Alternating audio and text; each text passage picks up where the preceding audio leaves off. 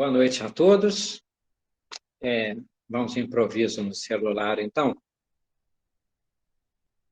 Como de costume, né? Eu, de ontem para hoje, estava pensando sobre o tema, algumas possibilidades, e algumas eram repetidas. E recorrentemente, quando é assim, é porque deve ser o tema trabalhado, vinha a lembrança de Marta e de Maria. Acho que mais particularmente em relação a Maria, mas acho que ambas têm muito de representativo das nossas personalidades. Então, nós nos valeremos de uma das interpretações possíveis, tá? Sempre na esperança de que o estudo possa contribuir para o nosso crescimento, como no sentido de entendimento moral da existência e no sentido do nosso autoconhecimento. Então, a gente acaba, às vezes, transitando, se valendo de algumas questões de outras disciplinas, outras matérias, né? E disciplina e matéria é mania de professor, tá? A linguagem. Mas hoje a gente aproveita um pouquinho daquela questão oriental do taoísmo, um pouco da psicanálise, mas hoje é bem mais assim que a gente diria a interpretação raiz, né? A interpretação mesmo do texto evangélico que trata dessas personalidades, tá? Primeiramente, eu insisto muito nessa questão do taoísmo como filosofia auxiliar, porque assim como Sócrates e Platão, segundo Allan Kardec, são precursores da doutrina da codificação espírita, eu entendo que a visão do taoísmo ela é suficiente numa das suas contribuições centrais para que nós nos compreendamos mutuamente, para que nós valorizemos os diferentes temperamentos, para que nós compreendamos a água e o fogo. E no caso específico, ainda aquela percepção, né, aquele enigma, pela preferência declarada, constante dos evangelhos que Jesus mantinha em relação à casa de Lázaro, Marta e Maria. Então, nós vamos tentar perceber um pouco essas representações e tomara que a didática seja, a comunicação da didática seja clara, tá? Vejamos. Marta e Maria, uma das hipóteses que podemos sustentar é a de que elas se complementam. Em que sentido? Eu não trouxe o símbolo do taoísmo novamente, mas, de novo, eu vou contar com as irmãs, amigas, os irmãos, amigos, para imaginar ou lembrar. É aquele círculo que tem uma sinuosidade, tipo uma onda, assim, que subdivide uma parte escura, clara, um olhinho claro na parte escura, um olhinho escuro na parte clara. Naquela riqueza da representação, aquele é o tal e o tal é o todo. E nessa representação, nessa ideia de sinuosidade, é como se houvessem ondas de uma bipolaridade da manifestação. E essa bipolaridade, ela explica elementos que não se rivalizam, não rivalizam entre si. São elementos que se opõem no sentido do contraste e que se complementam. Oposição, complementar. Por que isso é importante? Porque isso é uma interpretação muito otimista, muito harmoniosa em relação às diferenças e em relação, mais ainda, né, aos antagonismos. Poxa, contrariedades, antagonismos, né? Então, o contraste faz com que nós interpretemos, às vezes, por um condicionamento nosso de rivalidade, de animalidade, de agressividade, às vezes nós interpretamos esses contrastes, essas diferenças, do ponto de vista de rivalidade, de que se não é por mim, é contra mim, se é diferente, se não é igual, um de nós está errado. E o taoísmo descarta esses negativismos. Até quando se fala que um polo é positivo e outro negativo, não está falando de certo e errado. A nossa cultura ocidental comete, inclusive, erros muito complicados conceituais. Olha só, até essa questão de uma época em que a cultura tinha o esquerdo e o direito, né? E que, do ponto de vista até de cultura de escolas antigas, se considerava o nome direito. A gente considerava direita, lado direito, como estando direito e como estando certo. E aí o esquerdo foi taxado de sinistro. Do ponto de vista do taoísmo, quando você fala direita e esquerda, não se está falando de uma coisa boa ou uma coisa ruim. Mesmo que se fale que um é o bem e o outro é o mal, está se falando filosoficamente da essência da complementariedade. Isto, filosoficamente abstrato, mas é capaz de harmonizar conceitos, relações, de maneira muito profunda. Se o taoísmo considera masculino e feminino entre os polos, né? Só encomendar água, pois, né? Masculino e feminino entre os polos, a nossa tendência de rivalizar fica meio assim. O masculino ficar do lado positivo e certo, o feminino do negativo e errado. Não é assim que o taoísmo concebe. Do ponto de vista do taoísmo, um não tem sentido sem a existência do outro. Então, para guardarmos para sempre, não há rivalidade, não há confronto. O que há é oposição complementar. É claro que isso tem a ver com o lar de Marta e Maria, né? Não dá para imaginar. Nós entramos numa casa e vemos o pessoal discutindo e falando, essa aqui é a casa ali, o ambiente é péssimo, eles discutem, toda hora estão brigando, tá? Às vezes aquele ruído está na minha escuta, ou no meu olhar, não está no ambiente, na relação entre eles. Eu já encontrei pessoas, uma vez um taxista falando comigo assim, não, minha mulher é brava mesmo. Eu falo, ela tem medo de você, não, já acostumei, se eu tivesse que morrer, eu já tinha morrido e tal. E eles brincam com a braveza dela. Eles têm 40 anos de casado, segundo ele me declarou, mostrou foto dos netos, uma coisa maravilhosa. Não passa pela nossa mente que Marta e Maria não se amassem, não se gostassem, que Jesus estivesse no ambiente daquele lá, separando briga. Eu acho que ele, assim como ele se valeu de discípulos com características muito naturais de sociedade, de trabalho, de temperamentos, ele fez a mesma coisa. Ele não foi para um lar, não foi para um Olimpo, ele não foi para um ideal, no sentido que a gente imagina assim, de tudo tranquilo, tudo indo, tudo calmo. Bem, Marta e Maria, então, nesse mosaico, nessa combinação de que Jesus gostava, e nós vamos mergulhar no texto evangélico, tá? É compromisso, para que o pessoal não desista, sempre a gente reforça isso. Então, Marta é aquela representação yang, aquela representação de poder manifesto, extrovertido, expresso. Maria tem a característica yin,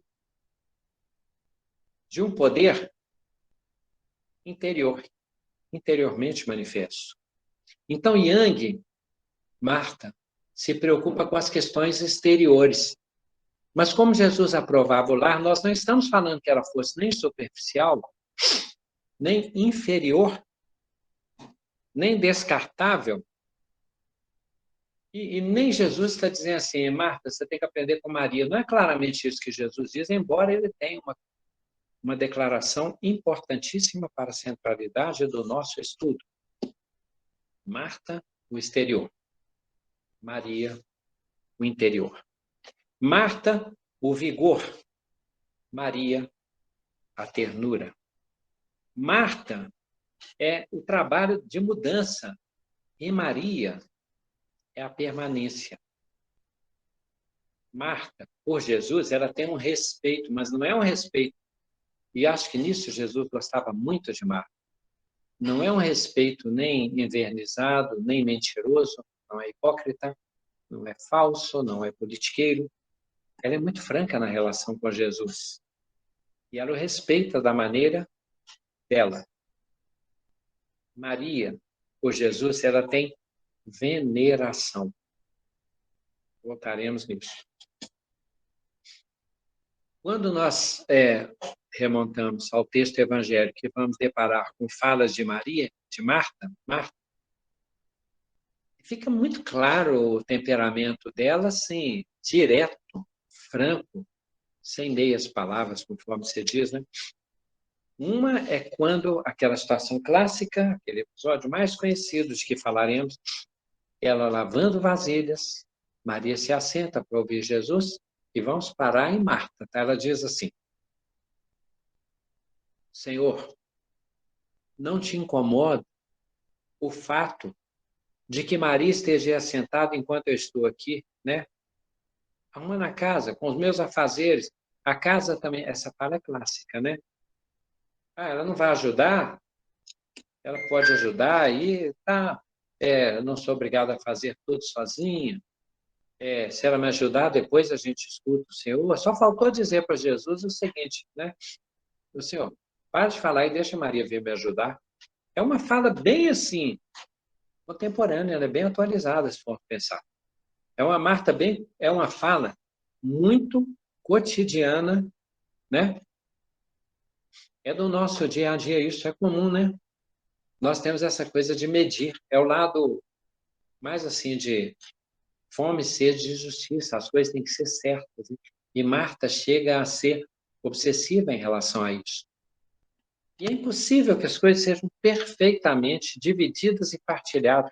Algumas questões são divisíveis. A gente pode dizer assim, olha, a gente entrega a 2 jovens, vocês vão, isso aqui é o presente para vocês, tá? Vocês vão dividir direitinho, você entrega R$ 50, tudo bem, vai dividir.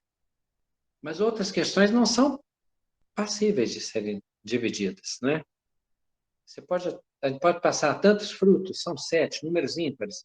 Ah, mas vai dividir, vai metade para cada, 3,5. Tá, com esforço, dá para dividir. Mas mesmo quando se pega 3 maçãs e meia, não é garantido que as duas partes tenham a mesma qualidade, nem o mesmo tamanho, nem o mesmo peso, nem o mesmo ponto de maturação. Então, a vida nos prepara muito para as diferenças, né? Nós podemos ver, numa escola é muito comum a gente fazer isso, falar assim, olha, são tantas aulas, são tantas turmas, olha, as turmas são diferentes. E o horário em que nós vamos preparar o plano de aula, nós estamos falando de conflito, tá? Para entender Marta e Maria e entendermos como Jesus harmonizava isso. Então, a gente pensa assim, é o mesmo número de aulas, com tantas turmas, se forem turmas diferentes, complica. Mas vamos imaginar que fossem as mesmas turmas, mas que as turmas mais difíceis fossem nos horários mais agitados, depois do recreio, último horário, quem é professor sabe disso. Ou que alguém me fala assim, cada professor vai ter o tempo de projeto, e assim que aquele desafio. Um que é o último horário para descansar. O outro que é o primeiro horário para chegar mais tranquilo.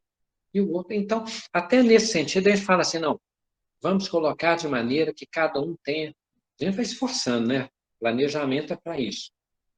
Cada um vai ter o primeiro horário, vai ter depois o último, e vai ter o tal, e vai ter o terceiro.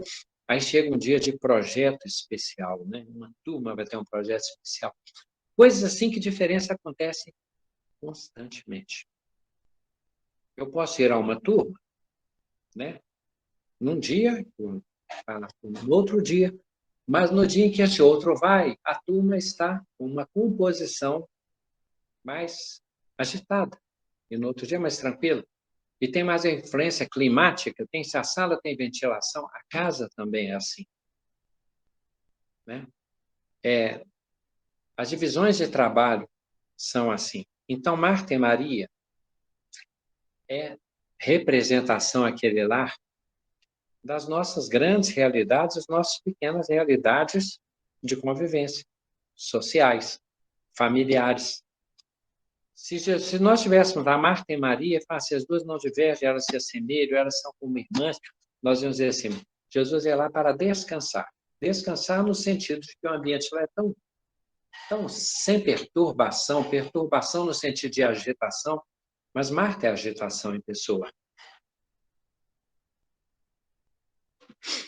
Então ela tem respeito por Jesus, mas Maria tem veneração.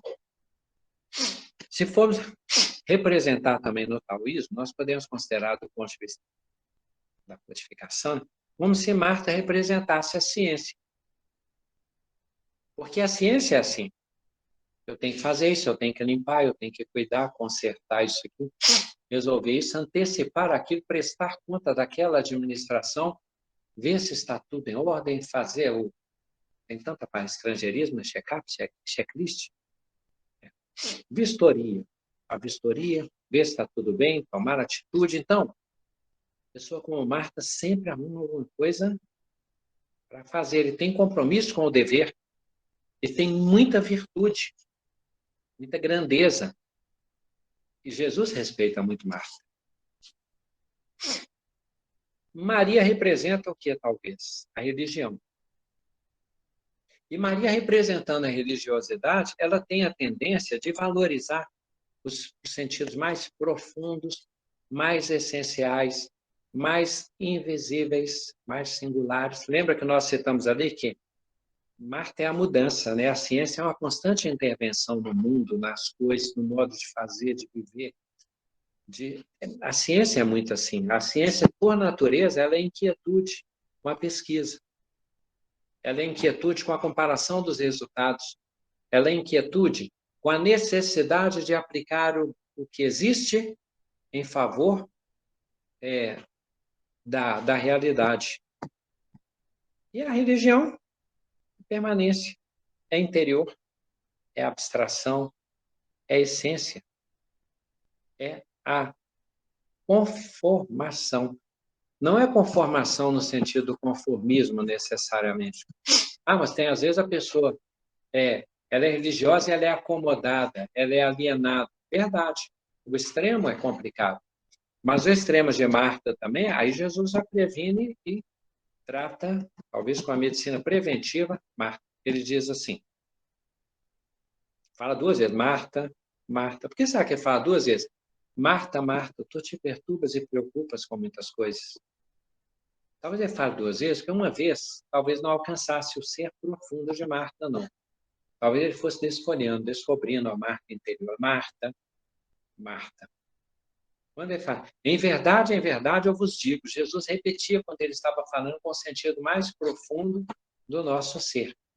Então, Marta, Marta, tu te perturbas. Não falou, você não é perturbado pelo exterior. Você mesmo se perturba, né? Tu te perturbas. Está falando do ser espiritual que fica agitado pelo ser material, físico, exterior. Marta, Marta, tu te perturbas, preocupas com muitas coisas.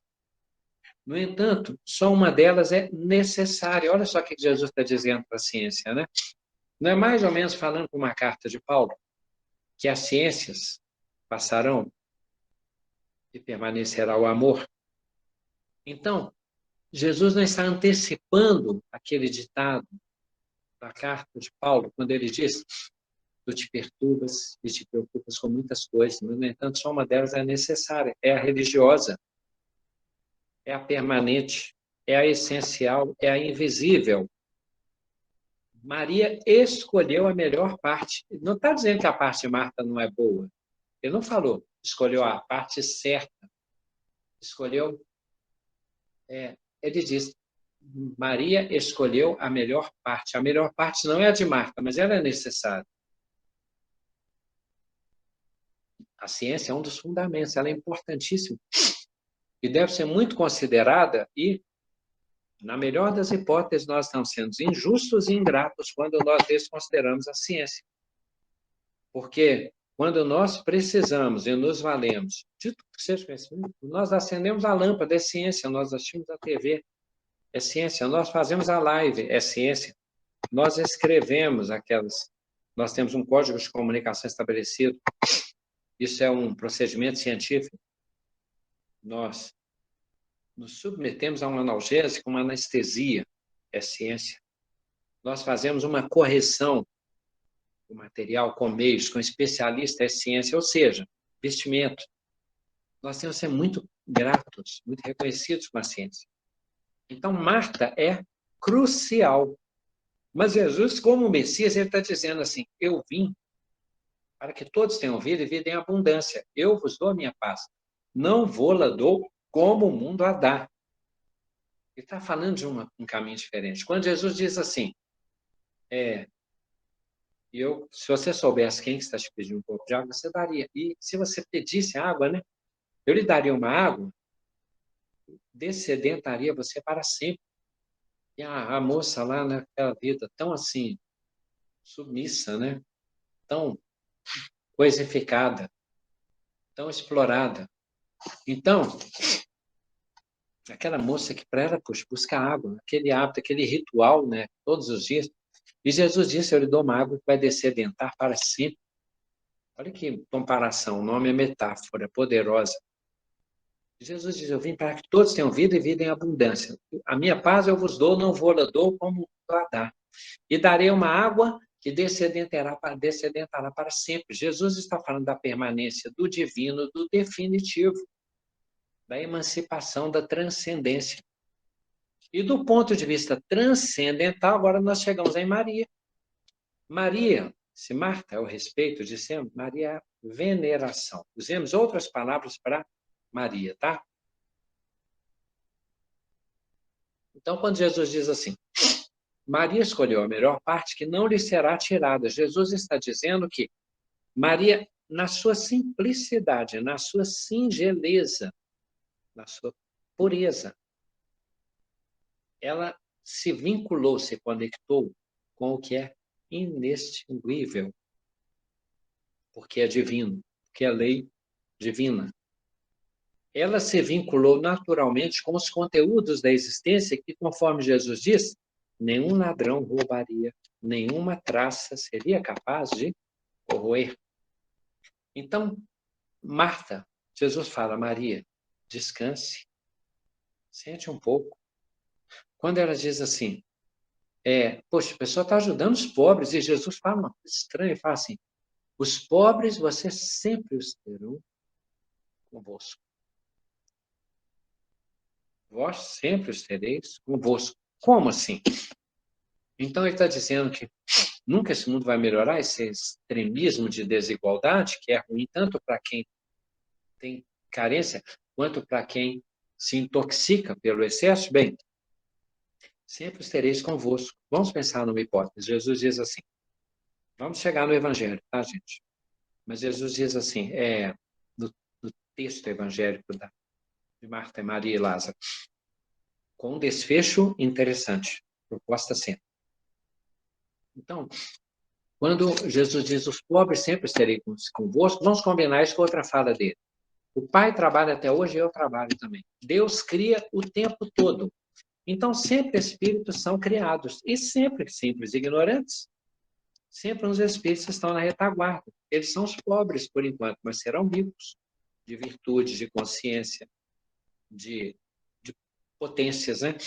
Então, sempre tem os pobres. Ele não está falando do sentido meramente sociológico, ele está falando do sentido do universo, da criação, das criaturas. Sempre teremos pobres conosco, ele diz, mas eu estarei com você só nesse tempo. Jesus está dizendo ali para Judas e tal, Francione, óbvio, você vai ter sempre, mas esse momento é único. Daqui a pouco nós vamos chegar a isso. Então, Maria é aquela que contempla Jesus, imagino, acho que todos nós imaginamos assim, né? Jesus falando e Maria embevecida, encantada, inebriada, olhando o Messias. Que olhar é aquele, que busca é aquela, que encontro é aquele, que consonância, que harmonia, que conexão. Não sabemos. Ela estava ali, sem noção, ela está nem pensando em panela. Marta está falando para ela ali, alienada, não, ela está transcendente. Ela está numa sintonia superior, ela se sente no reino ouvindo a Jesus. E Marta, o que tem a ver conosco? Às vezes Maria, Marta somos nós, né? Às vezes ali tem uma mensagem importante, um livro importante, uma comunicação, um acontecimento, um reclamo, e nós estamos ignorando Jesus falando ali, porque nós estamos preocupados com a roupa, se fez tal coisa, se guardou aquilo, se vai conseguir aquilo, o que vai resolver, como que vai guardar aquilo outro, o que está carregando, se o bolso está cheio, se vão encontrar tal pessoa. Então, nós somos, Marta, muitas vezes exteriores, perturbados, preocupados com muitas coisas. Falamos do jovem rico, mas nós temos essa representação. A nossa mente está cheia de apegos, cheia de posses, cheia de bagagens, cheia de exigências. Jesus vai para desfazer de tudo para sentir leve. Né? Então, Marta está contemplando. Ela não está só contemplando, ela está em atitude de adoração em relação a Jesus. Ela está ali de maneira parecida com o que João Batista estava olhando quando Jesus aparece a ele no Rio Jordão. João Batista fica arrebatado pelo olhar e pelo reconhecimento, pela visão do Messias. Maria ali está, agora nós vamos usar uma palavra mais complexa, tá? Que requer muito cuidado, mas no nosso ambiente live nós podemos usar. Ela está em submissão a Jesus. Quem vê, assiste, pratica adestramento, não só isso, o jardineiro, o arquiteto, mas o adestrador, um dos trabalhos que ele faz é impor a autoridade por comandos, por falas, por elogio, por reprimenda, por leitura corporal, por energia em relação ao animal que ele pretende adestrar. Então, ele subjuga, ele submete o animal a um comando, porque ele está controlando algumas atitudes nocivas, agressivas, ou contra si mesmo, o animal se faz mal, né? Então ele adestra para aquilo. Ele faz aquele controle. Em documentário animal, já assisti situação, talvez alguns tenham assistido, em que uma leoa, ela firmemente, ela subjuga. Eu ficava com inveja, né? Porque eu, como professor, nunca consegui com as minhas turmas, eu não conseguia com os pequenininhos, não. Mas eu ficava impressionado, a leoa com os leõezinhos, ela ralhando, pá, impõe. Um leão mais rebelde, arranha, ela ruge, você tem a impressão que ela vai morder, né? Ela ruge, ela se impõe. Enquanto o leãozinho não vira e não fica quieto com a pata para cima, ela não cessa a ameaça. É amor. Ela está subjugando. Porque na hora do risco, eles terão que obedecer tanto para caçar quanto para se proteger. Quando ela sai para caçar e exige que eles fiquem lá no esconderijo, eles não podem sair por causa das hienas. Então, aquela submissão que ela impõe é amor. A espiritualidade, por vezes, faz isso conosco através de, como Jesus disse, se com o olho a gente é lançado na hiena, se a mão é motivo de escândalo, melhor tirar a mão, tirar o olho, porque com um deles entrar no reino dos céus, a paz, do que com dois ser lançado na hiena do remorso. Bem, então ela está submissa a Jesus, mas não no sentido terráqueo que nós estamos falando no sentido do reconhecimento natural, no sentido de serva, de Maria dizer, Maria, mãe de Jesus, eis aqui a serva do Senhor, faça-se em mim conforme a tua vontade. Então, ela está contemplando, adorando e naturalmente reverente, reverência, submissa e devotada. Como assim? Veremos agora. Bem, outra questão interessante de Maria, irmã de Maria, de Marta e de Lázaro. Os textos evangélicos geralmente fazem referência a uma Maria que está no plano inferior a Jesus fisicamente. Parece que ela não se julga digna de estar no nível de Jesus. Então, na linguagem corporal de Maria, primeiro ela se assenta para ouvir, como as turbas faziam, as multidões. E depois, Maria, quando vai lavar os pés de Jesus, nós vamos comentar isso. Segundo um dos textos evangélicos, a gente imagina Madalena, mas um dos textos garante que foi Maria, irmã de Marta. Isso não é decisivamente, isso não é fundamental, mas nós vamos considerar o texto evangélico de João, tá?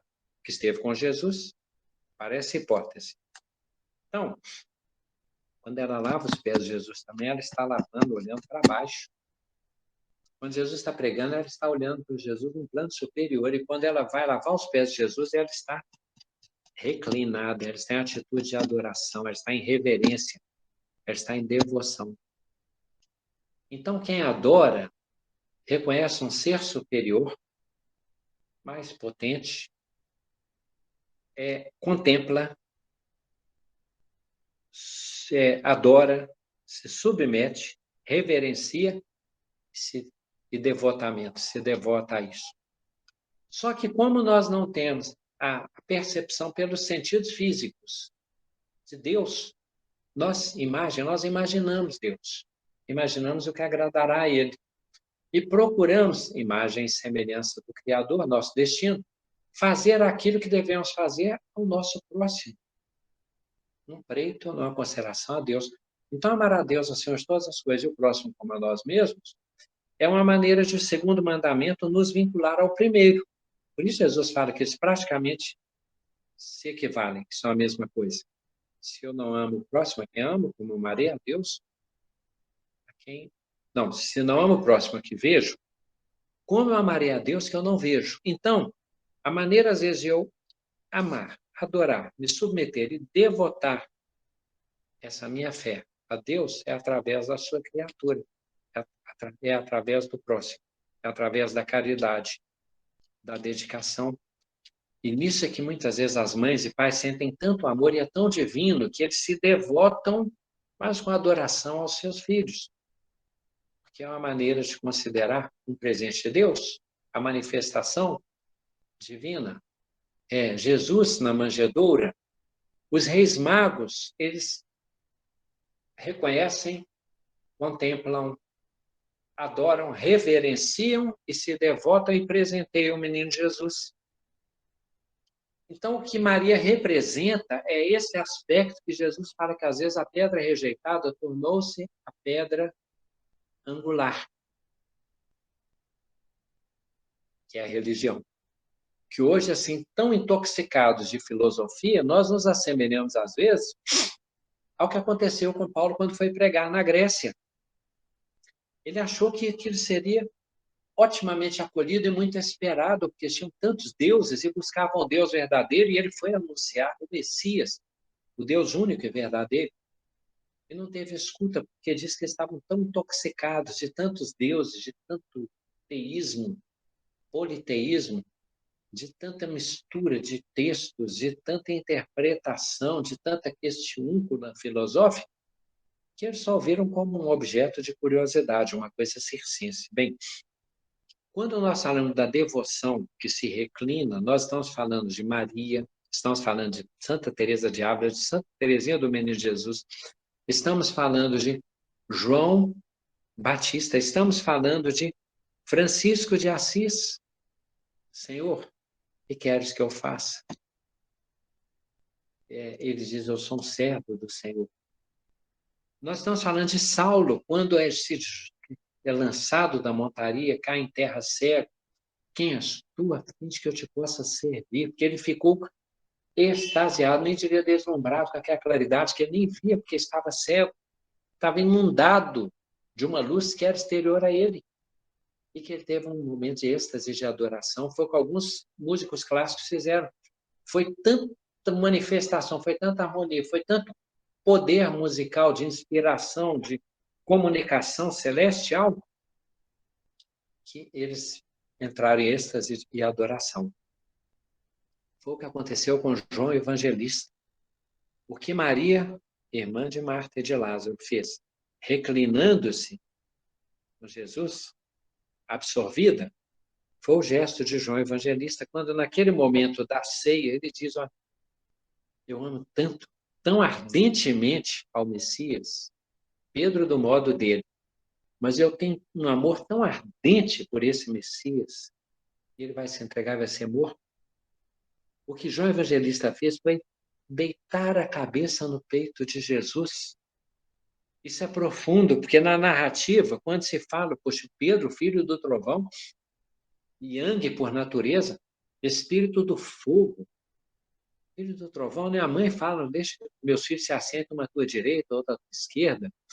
João Evangelista, tão direto, tão claro, tão duro no texto, tão franco. Se queres, faremos chover fogo e enxofre sobre essa cidade, mestre. Ela te tratou mal, nós vamos destruir essa cidade. João Evangelista tão ardente, ele reclina. Jesus fala assim, o filho do homem não tem onde reclinar a cabeça. O tema talvez hoje tivesse que ser reverência, né? Mas tudo bem. Mas João Evangelista, então, Jesus não tem onde reclinar a cabeça. E João Evangelista tinha um. Quando Pedro fala, a quem iríamos nós se só o Senhor tem palavras de vida eterna? João Evangelista, ardente, fervoroso, direto, duro, naquele momento, o que faz? Deita a cabeça, eternamente, afetuosamente, sobre o peito de Jesus, como se quisesse ouvir o coração de Jesus, porque sentiu que aquele coração ia parar, porque Jesus anuncia que seria entregue em sacrifício. João Evangelista deitando a cabeça, isso, essa ternura de João Evangelista, aquilo é um prenúncio de transformação muito profunda. É o Yang que se faz yin, porque lembra? O Yin e o Yang, eles são opostos que se complementam e eles se fundem e se refundem. É isso que acontece na aurora, isso que acontece no entardecer. O encantamento poético dessas paisagens literárias, é porque parece que ali a noite e dia se mesclam, é como se fossem uns ingredientes que se misturam e que revelam uma transição que lembra, de certo modo, o humano e o divino e o humano, como se fosse um bailado. Bem, então, João, Saulo, Francisco, Teresas, Marias, né?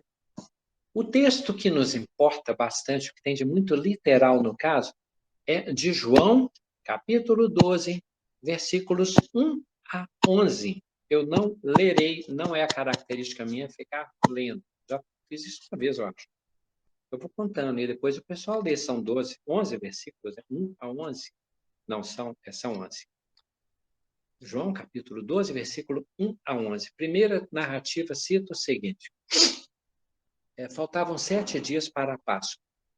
Não vou entrar nessa questão do 7, porque existe uma numerologia, uns falam que 7 é um número perfeito, mas o 12 é especial, são 4 evangelistas reconhecidos, são 4 estações, são 4 cavaleiros, 7 anjos, um Deus, Trindade. Então, 1, 3, 4, 7, 12, não vamos entrar nisso, tá? O 12 é muito considerado lá na época porque se fala das 12 tribos, Israel e tal. Mas, antes da Páscoa. A Páscoa é o quê? Lá atrás, Moisés inaugura uma situação na Páscoa, porque quando o faraó desiste de manter escravos, se rende, desiste de enfrentar ao Deus, dito verdadeiro Deus dos hebreus, né? Deus, tá? Moisés celebra aquilo através de uma ceia. Ela celebra através de uma ceia pascal. Então, aquele êxodo, a saída daquele povo em liberdade, em busca da terra prometida. Então, tem um ritual muito forte nessa ceia pascal. Então, antes da Páscoa, que tem a ver com o êxodo, com a partida, com a saída, e que com Jesus tem um outro sentido, que é quando já não tem o êxodo da saída, mas o encontro do Messias, descobre que a terra prometida é o reino dos céus, que não está nem ali, nem acolá, como eles ficaram perambulando, né, pelo deserto, mas que é o reino dos céus que está dentro de nós, que foi prometido. O Pai me ama porque eu faço a vontade daquele que me enviou. Eu e o Pai somos um, o reino dos céus está dentro de nós, ou seja, Jesus é o caminho, a verdade e a vida. Mas então, antes da Páscoa, Jesus está na casa de Lázaro, Marta e Maria, porque ele foi oferecido um jantar. Olha só. Então, uma ceia, se formos considerar, no prenúncio da Páscoa. Por que antes da Páscoa? porque Jesus ainda se daria em sacrifício e ainda manifestaria a continuidade da vida. Então, a nova Páscoa, o novo sacrificado, que alguns simbolizaram na questão do cordeiro, que tirou a bem pela questão de ficar fazendo aqueles sacrifícios, né, daqueles animais nos templos e tal. Então, Jesus vem representar simbolicamente o que era literalmente sacrifício de animais. Jesus se dá em sacrifício como Cordeiro de Deus, que a igreja deu essa expressão e tal. Mas, então, antes da Páscoa acontece um jantar, que também é interessante, porque a última ceia também, Jesus fala: desejei ardentemente estar convosco nesta hora. Era a ceia de novo. Boda de Caná inaugurou lá, né? A vida pública de Jesus, depois de João Batista, foi lá a questão da água em vinho. Mas então, o jantar. Agora aí entra a questão de Marta, né? Praticamente certeza, se Marta estava lavando as vasilhas ali, a Kevin chamou a atenção na época, dá para imaginar que quem teve a ideia do jantar foi Marta, né? Isso significa que Marta é que realiza, que faz as coisas. Ela tem muita virtude. E Jesus aceita. E Jesus gostava muito de lá. Bem tratado. Lázaro, segundo João Evangelista, no mesmo texto, para quem ler depois, João 12, versículos 1 a 11, Lázaro estava sentado à mesa. E Lázaro já tinha sido reanimado, vou usar a expressão, mas com cuidado quando aparecer no YouTube, tá? Quando nós falamos de ressurreição, nós estamos falando de Lázaro, nós estamos de reanimação, revivescência, religação do corpo físico, porque o espírito não morreu. Lázaro foi dado como morto, estava há dias lá, inclusive, o pessoal falou, inclusive, fete, inclusive enrolado nas faixas, né? E Jesus, então, Lázaro ali é como se fosse um sinal da continuidade da vida. Jesus está representando a Páscoa, o êxodo, a busca, ele é o caminho e ele é a vida. Então, Lázaro, o que estava sendo servido ali, era um conteúdo muito profundo da missão de Jesus. Marta, pelo trabalho, então prepara, nosa, dedicada, o prenúncio da Páscoa, os grupos estão reunidos e Jesus está mostrando em Lázaro ali, eu vim para trazer a vida, vim para que todos tenham vida. Tem um efeito de Lázaro que já falarei. Aí Maria vem. Quando Maria vem, isso é o novo tempo, sabe? Os novos tempos são assim. Essa música, alguns conhecem essa música, eu tenho certeza. E não vem falar que não conhece, não, tá? Depois, bem, tudo bem. É o telefone da Maura, tá? Não é o meu, não. Então, não, eu pus essa música, isso foi para fazer suspense. O que acontece nessa hora? Por isso a música, entendeu? A Tânia, claro que a conhece, isso é enciclopédia, vamos lá.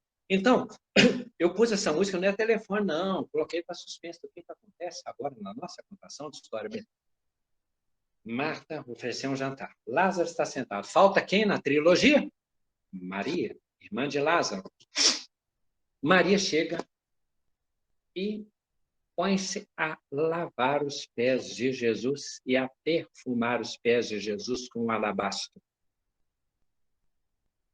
Aí você não diz assim, a Maria, então, ela é a permanência, ela é a quietude, ela trabalha, é o modelo trabalho. Poxa, olha só, ela está lá, ela está trabalhando como as servas, as escravas e as hóspedes para os convidados importantes.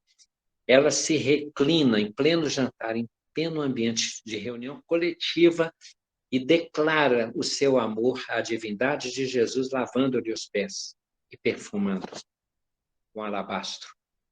E faz mais, segundo o texto, porque tem texto que fala de Maria, e João Evangelista diz que é João, que é Maria, irmã de Marta. Ela enxuga os pés de Jesus perfumados com os cabelos. E o perfume perfuma toda a casa. E Judas se indigna. Na hora que é conhecido do texto, e quem lê conhecerá, quem não conhece, Judas se indigna e diz assim, o ambiente, hein? Como que se pode desperdiçar um perfume desse tão caro. Preferível seria vender esse perfume e dar o resultado da venda para os pobres, para cuidarmos dos pobres. Judas era o tesoureiro. João Evangelista, indignado com a postura de Judas, fez questão de cravar no texto que está lá para quem lê, dizendo assim, João Evangelista, aí não é o João que vai deitar a cabeça no peito de Jesus, não. É o João Evangelista, filho do trovão, ele crava lá. Judas disse isso como se dissesse, leitores, Judas não disse isso porque se preocupasse com os pobres. Disse isso porque ele era ladrão, porque ele desviava o dinheiro da bolsa. Jesus sabia disso, sabia de tudo. E colocou Judas naquela função. Por isso que ele fala, cuidado para não ser muito pesado a sua bolsa. Por isso, quando ele vende pelas moedas lá, é o preço da mentalidade de Judas, que estava tão dominada já. Quando Jesus disse, na hora da ceia lá, um de vós há de me trair, é aquele que leva a mão comigo até o pão. E disse, Judas leva a mão, e Jesus fala, faze logo o que tiveres de fazer. Vai logo me trair. Judas achava que a missão de Jesus seria uma liderança sociológica, política, de mudar a face do mundo com imposição, com subjugação dos outros povos e dos ditos pseudo, falsos, poderosos. Então, Judas, numa sintonia complicada, sente dor quando aquele perfume, segundo ele, é desperdiçado. Agora, gente, como diria João, né? Leitores, eu pergunto, amigos ouvintes, Maria desperdiçou aquilo? Ela empregou bem aquele perfume. Jesus disse que aquilo ficasse escrito no Evangelho para que todos soubessem. Ele fala, eu entrei aqui, mas você não me tratou desse modo. Mas ela entrou, lavou os pés, enxugou os cabelos. E no outro texto, porque ele se misturou. Esse feito ficou registrado por mais evangelistas, mais de um evangelista. O principal é que aquela marca, Jesus, quando ele tem uma grande demonstração, é igual àquela mulher, quem me tocou? Quem me tocou? Sinto que saiu de mim uma virtude. A mulher hemorroísta. Quando ele diz, não é justo tirar da mesa e dar da comida, por isso que não foram escolhidos para os cachorrinhos. Mas, Senhor, os cãezinhos também se alimentam das migalhas que caem das mesas dos seus senhores. Quando ele diz, grande é a tua fé te salvou. Quando ele diz para o centurião, vai, graças à tua fé, o teu servo está curado, está salvo. Então, Jesus fez questão de que isso constasse para ele dizer, confirmando o que já havia dito, olha, Maria escolheu a melhor parte que não lhe será tirada. Mais ou menos assim, ela tem muito a lhes ensinar a todos. Quando Maria vem lavar os pés de Jesus, ela se reclina como uma escrava do Senhor, como Maria, mãe de Jesus, e adora aquele mestre pelo caminho, pelos passos, pela presença, pela estada dele naquela casa e no nosso mundo. Então, um dos espíritos que tiveram mais profundo, puro entendimento da importância, do valor, da grandeza, da divindade de Jesus, foi Maria, irmã de Marta. Ela teve muita sabedoria através daquela contemplação, e aí também nós vamos percebendo que a religião não é alienação, não é paradeiro, não é imobilismo, não é perda de tempo. Ela também é um caminho de intuição, de aprendizado. Quem aprende avança e quem ama está na frente. Espíritas, amai-vos, este é o primeiro mandamento, instruí-vos, este é o segundo. E Jesus confirmou isso, primeiro Maria, depois Marta. É porque ele gostava menos de Marta? Não.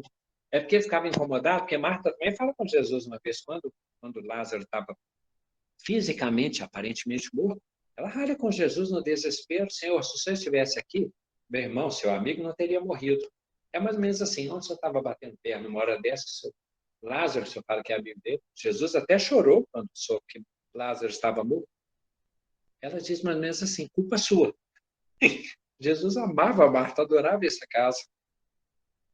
E não para em Judas, não. Nós temos também a situação de judeus. Muitos judeus acorreram à casa, por quê?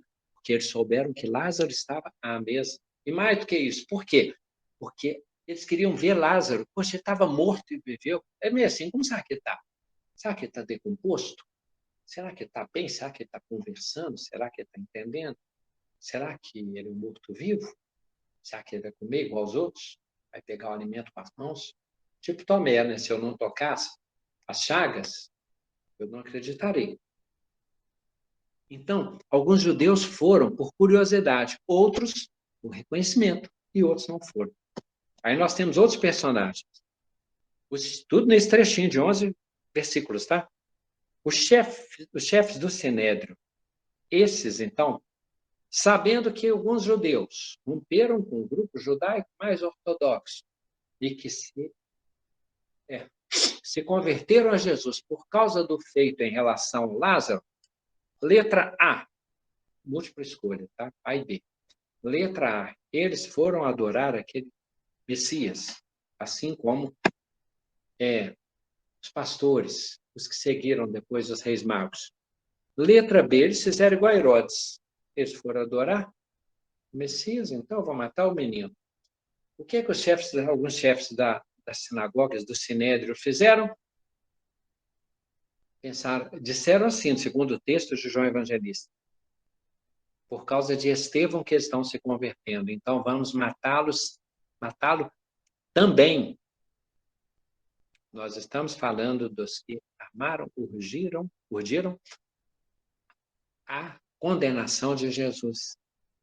E nós fazemos, porque Jesus é por uma questão política, se for pensar, e muito de ortodoxia, de manter a ordem, conservadorismo, os favorecimentos e a crença que estavam declarando e os dogmas. Então, eles dizem, então vamos matá-lo também. Então, vamos agora ao nosso ranqueamento. Tá? A pior das sintonias, qual é o que leva o prêmio de pior das sintonias? Vamos lá? Os chefes do Sinédrio. Por quê? Porque eles decidem, mesmo reconhecendo o bem possível por ser diferente, é um mal. Lembra do taoísmo? Não tem mal e bem, no sentido que nós tocamos em qualidade. Eles não tiveram essa sabedoria. Então, eles queriam exterminar a Jesus, como diz a música Senhor das Estrelas. Fizeram calar a voz do Senhor das Estrelas. O que Herodíades queria fazer era calar João Batista, decapitando. O que alguns romanos queriam era não mexer na unidade, no lado monolítico de Roma, decapitando Paulo de Tarso, porque ele estava anunciando poderosamente em diferentes terras e o cristianismo estava se mundializando. Então, o mais complicado desse degrau evolutivo são os chefes da sinagoga e do sinédrio. Bem, quem se enquadra nessa situação é quem quer eliminar o bem, porque o bem prejudica o que lhe favorece, mesmo que signifique, aí aquela ideia do pacto que se fala com o mal, aquela representação, simbolismo, é de quando eu faço pacto com o mal, e para isso eu quero exterminar o bem, porque o bem prejudica meu interesse, e tenta tirar o que eu legalizei, dizer que não é legítimo, aí eu extermino tudo que tiver, da árvore, dos frutos, tudo, para manter o meu poder terreno. Então, os piores, em sintonia, chefes do Sinédrio. Um degrau acima, nosso irmão Judas. Por quê? Judas estava adoentado. Judas tinha uma forma de crença política e uma visão do Messias que não dialogava com a realidade dele. E que, para piorar, tinha a fraqueza das moedas. Então, ele tinha interesses pessoais, ele não estava permeável à questão de Jesus, e, para complicar, ele era interesseiro. Então, Judas, mesmo na sinceridade dos seus, assim, dos seus projetos, nem de seus ideais, dos seus projetos, e com a doença do apego, ele acaba errando muito. Jesus tratou dele, deve estar excelente, nosso irmão Judas, que olhar por nós. Bem, que ore por nós. Acima de Judas, no degrau, nós temos no nosso ranking, no nosso pódio, Marta. Marta, por quê? Porque ela tem uma dedicação muito sincera, os afazeres muito sinceros, o cuidado de tudo, a ordem, lavar as vasilhas, receber a Jesus, cuidar que tudo esteja bem, hospedá-la, traí-lo para para ele ficar na casa, para ficar bem, para ser bem cuidado, para a comida ser boa, para tudo arrumadinho. Marta é dedicada para caramba, né? Defensora do irmão, gosta muito da irmã do jeito dela, geniosa, né, Marta? Então, Marta está ali. Em meio a Marta e Lázaro. Lázaro no sentido da representação. Nós não temos manifestações diretas de Lázaro, mas ele vai fechar o nosso estudo, fechar. Então, Lázaro é a representação da vida, que Jesus veio trazer à vida.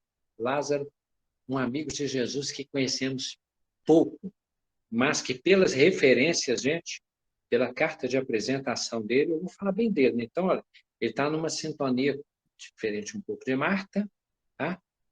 E ele está ali como um sinal de conversão, de arrebatamento, de prova viva do que Tomé não entendeu. A representação era ele desaparecer, voltou, não, esteve no culto, tirado do sepulcro, e ele estava vivo.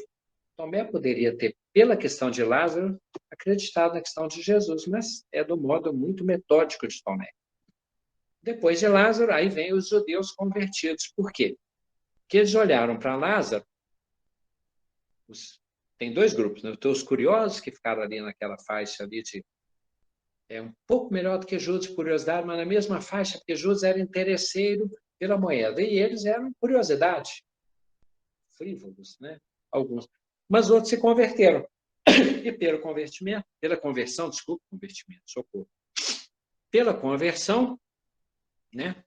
Eles se alinharam, eles souberam ler o sinal, eles saíram de um estado de analfabetismo cristão para um estado de interpretação e acolhida. Mas, mais profundamente de todos, é Maria, irmã de Marta. É Maria. Porque Maria simplesmente Maria, resumida, sentada, lavando os pés de Jesus, absorvida, contemplativa, adoradora, reverenciadora, o que nos falta? E pelo aprendizado, é óbvio que você lava os pés de Jesus, ela entendeu profundamente o sentido de servir ao próximo. Não temos os detalhes pela descrição, mas tem uma pureza. Isso aconteceu com Tecla, que se apaixonou por Paulo, e que depois dizem se tornou mártir cristã, ficou celibatária. Porque Tecla ficou absorvida por aquele carisma, por aquele poder, por aquela manifestação, por aquele comunicado, por aquela boa nova, por aquele evangelho. É quando diz assim, foi mais ou menos como se Tecla dissesse, a quem eu iria se só o Senhor tem palavras de vida eterna? E por que Lázaro é importante a representação para fechar um minuto? O sepulcro.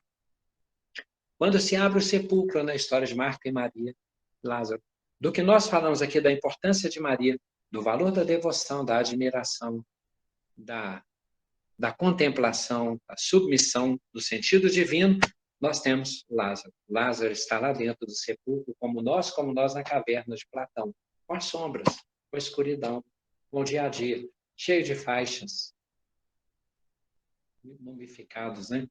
E aí, retira-se a pedra, é o dogma. A claridade entra, o anúncio. Jesus nos chama, Lázaro, vem, e Lázaro sai, para que Deus seja glorificado.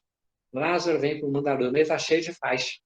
Ele já foi tirado a pedra dos dogmas, da incompreensão, da ignorância, do mal, do revanchismo, do ódio, do revide, foi tirada a pedra dos dogmas.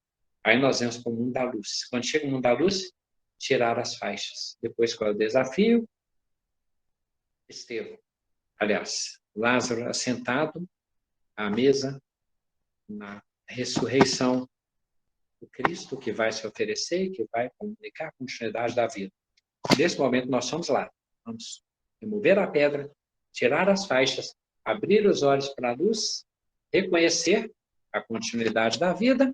E aí Jesus diz, brilha a vossa luz diante dos homens, os judeus que se converteram com Lázaro, a fim de que, vendo vossas boas obras, glorifiquem o Pai que está nos céus. Maria já sabia disso. Por quê? Que a religião é atemporal. Ela naturalmente se vincula à eternidade de Deus. Então, Tem vários caminhos possíveis aí, dos judeus, de Judas, de Marta, de Estevão. O caminho mais curto é o de Maria, tá? Confiamos ao nosso amigo Demóstenes, tá? A coordenação, considerem-se cumprimentadíssimos, tá? E o celular, a bateria aguentou. Graças, mais uma vez, obrigado pelas palavras, né, tem muito a acrescentar na nossa vida, no dia a dia. Muito obrigado mesmo. E a gente abre espaço aí. Oi, Tim. Ei, Tuti. Ei, João. Bom, querido. Oi, Magali, tudo bem? Oi, pessoal. Eu estou mexendo. Oi, Gladstone. Oi, Magali. Maria, bem do seu jeito, né, Magali? Ah? Maria, bem do seu jeito quando você contempla, né? E Marta, bem do seu jeito quando você toma atitude. Você tem as duas. Aqui, estou muito encantada, sabe por quê? Oi. Com Marta. Esses dias eu tenho feito umas reflexões, entendeu? A respeito de como o Evangelho, Jesus, no caso, né? Tem nos, tanto tempo atrás, tem nos chamado a atenção para as questões sociais e culturais, né? Que o tanto que elas nos atrapalham, o tanto que elas fazem a gente permanecer no mesmo lugar. Até o nascimento de Jesus, né, gente? Vamos falar aqui. É um grupo aberto, né? Igual o Galson fala. Jesus veio no nascimento de mãe solteira. Olha para você ver. Que coisa, né? Depois teve aquele episódio lá da prostituta das pedras, né? Colocando a sexualidade como uma coisa abençoada, uma coisa divina e que está em todos nós. Depois, agora que você está falando de Marta, eu venho pensando tanto que esse episódio foi muito interessante. Sabe por quê? Que me veio aqui a cabeça? Que eu acho que Marta, nesse momento, ela queria chamar a atenção de Maria, não só por esses aspectos assim de ajudar, não, sabe? Porque eu acho que tem muito a ver também com as questões sociais, né, e culturais. Porque eu fico pensando assim, naquela época lá, a mulher não podia de jeito nenhum participar desses encontros. E ela ficava pensando, meu Deus, além de participar, em vez dela estar fazendo papel de mulher, que é arrumar as coisas, né? Então, ela ficou afrontada de perceber que Maria não estava fazendo papel cultural, né? Social, que lhe quer o papel de mulher, que é arrumar, que é cuidar. Então, eu fico pensando tanto que é significativo, uma coisa tão atual, né? Que a gente está vendo, Jesus já falava lá naquele tempo. Minha filha, o papel de mulher é aqui, junto de todos nós. Não existe papel de mulher, não existe isso, não. E Marta insistindo nesse aspecto. Olha para você ver, gente, que coisa legal, hein? Eu acho incrível isso. Como que, se um dia que a gente acordar para isso, nós estamos livres, né? Um dia que a gente for além do social, do cultural, imagina ficar livre disso. E Jesus está falando isso há tanto tempo. Essa coisa do pé também, lavar os pés, né? Que coisa fantástica, né? Eu fiquei pensando aqui, quando você estava falando, Gladstone, como que a gente se render às questões espirituais, né? Porque eu acho que a visão de Marta era muito religiosa, né? E a proposta de Jesus é religiosidade. Então, eu acho que a Maria, quando se debruça lá os pés e joga aquele perfume, acho que a simbologia tem muito a ver também com essa coisa da gente entregar, né? A religiosidade, né? Entregar o perfume, ele é derramar sobre as pessoas, né? A gente se derramar, derramar o que a gente tem de melhor. E isso só vai acontecer, sabe que dia? O dia que a gente se render, né? Que as questões sociais e culturais, elas servem para nos ajudar, assim, para a gente conviver. Mas o essencial é sentar e deixar Jesus entrar, né? Não é Jesus o homem, não. Aí tem outra coisa que eu pensei, sabe? Quando você falou aí, sobre esse negócio de Jesus chorou. Aí que você falou assim, que ele falou 2 vezes com Marta, né? Marta, né? Aí já tinha falado 2 vezes. Aí ela vem com aquela história, né? Ah, porque você não estava aqui, meu irmão morreu, não sei o que lá. Olha para você ver. Aí ele chorou de raiva, de pensar, meu Deus, já falei 2 vezes com essa mulher, ela não escuta, eu vou ter que curar esse cara para ela perceber. Ele ficou invocado, Jesus, que pensou, gente, eu vou ter que curar, igual uma coisa que eu não gosto de ficar fazendo, assim, né? Porque eu estou explicando para esse pessoal que o negócio é interno. Mas eu vou ter que fazer isso para essa mulher acordar. Então, você vê, eu acho que ele chorou, foi de decepção. Foi isso que ele fez. Ele chorou porque foi decepcionado, porque falou, meu Deus, que essa mulher... Entendeu? Acho que é isso, gente, pelo amor de Deus. Outra coisa também interessante. Só um detalhe. A didática de Maria foi muito interessante. Ela escolheu o perfume, né? O perfume é a questão que é gira o gesto, mas o perfume fica invisível, e que ela comenta que depois perfumou a casa toda. Religião, às vezes, é assim. A pessoa está ali tranquila, reverente, né? E a casa toda tem. Para quem não... que a gente não vê o perfume, a gente sente. A essência, né? Casa toda. Quem tiver ouvido de ouvir, olhos de ver, percepção para cheirar, perceberia o perfume, né? Então, eu acho que Jesus é a essência, né? Enquanto a gente estiver apegado às curas de Jesus, né? Essas questões, a gente vai ficar um pouco a mercê, né? Mas é a maneira que Maria tinha igual você falou, de venerar, né? É a maneira. Mas eu acho que o convite, gente, desde o nascimento do mestre, olha para você ver, vamos tirar essas questões sociais, né, esses culturais. Maria veio de mãe solteira, olha bem, presta atenção. Até lá, e a gente ainda até hoje, a gente tem uma mãe solteira na família, a gente cai os cabelos. Até hoje a gente tem isso. E coisas assim que a gente percebe de pessoas, todos nós, né? Todos nós. Acontece isso na nossa família, a gente cai os cabelos. Então, e Jesus já estava... O nascimento dele foi isso. Foi um nascimento espetacular, para quebra tudo. Vamos quebrar, gente. Vai, como é que é a música, amor? A mão de mim é quebrar. Como é que é a música? Bezerro de ouro. Não é assim? Vamos quebrar os bezerros, gente, pelo amor. É isso aí, Glácio, obrigado, viu? Nossa, achei fantástica essa visão de Marta. Adorei. Que bom, então, fico feliz. É o objetivo, tá? Ótimo sempre, tá, Magali? Tá certo, gente. Graças a Deus, tá, gente? João, você tá bonita, hein? Cortou o cabelo. Oi, gente, para, vamos mudar assunto, não muda assunto logo. Esse cabelo. Não queria comentar, não, mas já que agora você tá bonita, eu vou falar. Ai, irmãzinho, muda assunto, não. A gente agradece a presença de todos, gente. Hoje o horário até estendeu um pouquinho mais. E vamos aguardar a nossa próxima reunião. Né? Oi, Tânia, oi, Maurício, oi, Maclado. Eu não estou vendo muito isso aqui, não, porque eu estou só com algumas pessoas na tela. Eu não arrisquei configurar, não, Maclado, porque eu ia configurar aqui, ia complicar tudo. Então, eu estou até com medo de mexer aqui na mesa, estou com medo de fazer assim, não funcionar. Tá? Considere-se cumprimentado. Não deu nem para cantar, olha só. O telefone celular não deu nem para cantar. Boa noite, gente. Boa noite. Obrigada, Gladstone. Boa noite, gente. Tchau, Obrigada, professor. Obrigado, professor. Boa noite. Tchau, gente. Tchau.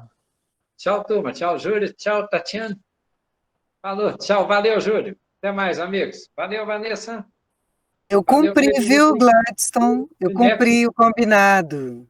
Você Tá. perdeu, mas eu cumpri. Tá vendo? Vai fazendo a minha parte aí, Vanessa. Mostrar que um dia Não. nós tem palavra. Tá? Um abraço. Você me ajuda, né? Parabéns. Eu não lembro, não. Então você vai ter que provar depois. Eu não vi. Veja, vai para a recuperação, não podia perder essa oportunidade. Eu não sei se você apresentou controvérsia. Depois você Há vai ter que- controvérsias. Tá bom, viu? Boa noite. Tchau. Valeu. Tchau.